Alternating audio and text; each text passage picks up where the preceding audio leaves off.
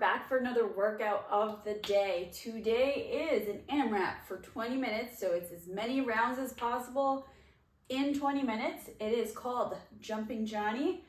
It is 20 sit-ups, 5 burpee box jumps, 20 ab twists, 5 deadlifts, and 30 bar jump overs. So we're gonna go through all of those movements and the modifications, and then you can get started. All right, so the first movement is going to be our sit-up.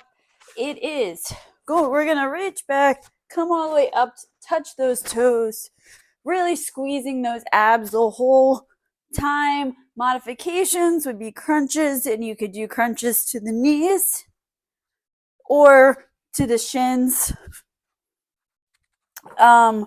We want to avoid putting our hands behind our heads just to avoid putting pressure and strain on that neck, causing muscle strain and injury.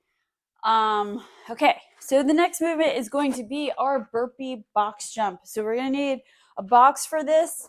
You can set it at a height you feel comfortable jumping onto. You can also use plates, stack those plates right up to a height you feel comfortable with. So it is exactly what it sounds like. We're going to do a burpee and then we're going to do a box jump. We're going to come down, do that burpee, touch that chest to the ground, come back up and jump fully on top of the box, fully and completely, meaning that your foot is completely and fully on the box, no cliffhangers. We want to jump into a quarter squat, not a full squat, so no full squat. We want to jump, land in this quarter squat position, stand all the way up at the end, and we can either jump down or we can step down and get back into that burpee.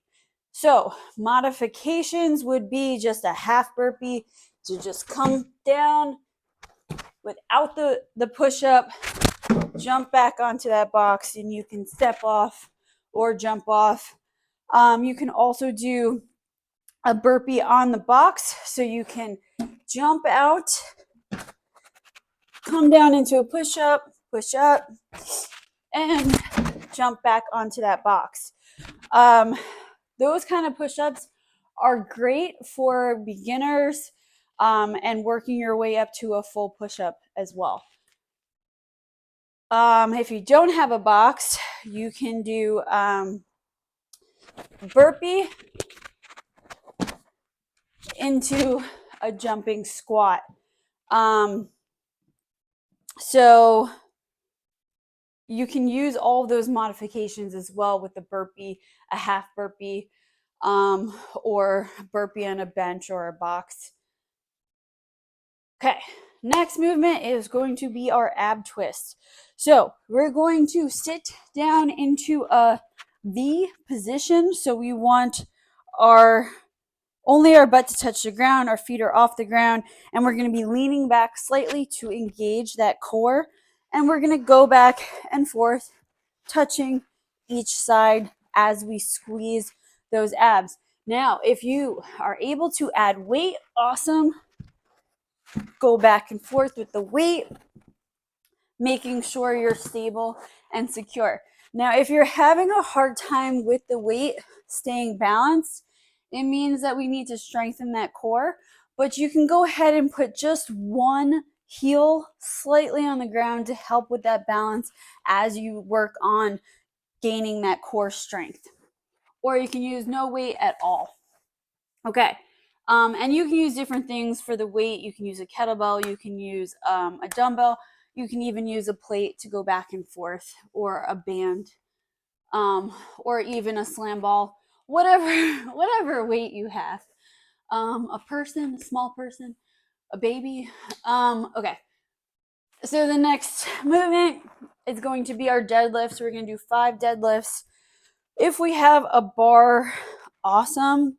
We're going to make sure that we keep that bar close to us at all times. So we never want to let the bar come out away from our body, because now we're going to put strain on our lower back, on our shoulders, and that's going to cause injury. So to prevent injury, we always want to keep that core engaged, our chest up. We never want to come lower, our butt lower than our knees for this movement. So we are going to set up at the barbell. Again, we're going to come nice and close. We're going to reach up with our chest, and we're going to drag that dumbbell. This is a barbell. We're going to drag that barbell up our shins into our thighs there and stand all the way up. We do not want to get to the top and overextend so that we're leaning back, because now I'm taking all of that weight that is being supported by my muscular and skeletal bone strength. Let's just say that. And we're supporting everything on top of each other. Once we do this, we're putting pressure on our lower back to hold that weight, which is going to cause that lower back to hurt and to possibly give you an injury there. So let's avoid that. So again, from the side, you see that my butt is above my knee. I'm reaching up with that chest, pulling that barbell into me, standing straight up and coming back down. So that's with the barbell. If you don't have a barbell, it's okay. We can use a dumbbell. Again, we want to use something that's heavier for this. So shoot for the stars here, but only that's heavy enough to not cause injury, right? So we're going to come up and just stand straight up. We can also use a kettlebell, same thing. If you have a heavier kettlebell, that's better. You're going to come down, touch the ground, stand up. My chest is always upward. We can also use a band for this. So we can stand on a band. And again, we want a thicker band for this if we can. Our feet are about hip width apart, same thing. We are going to have that nice straight back and stand up. Okay. So those are all the modifications. And the last but not least, if we have a barbell for this, for the deadlifts, this is where this comes in. If not, I'll show you modifications. Don't worry.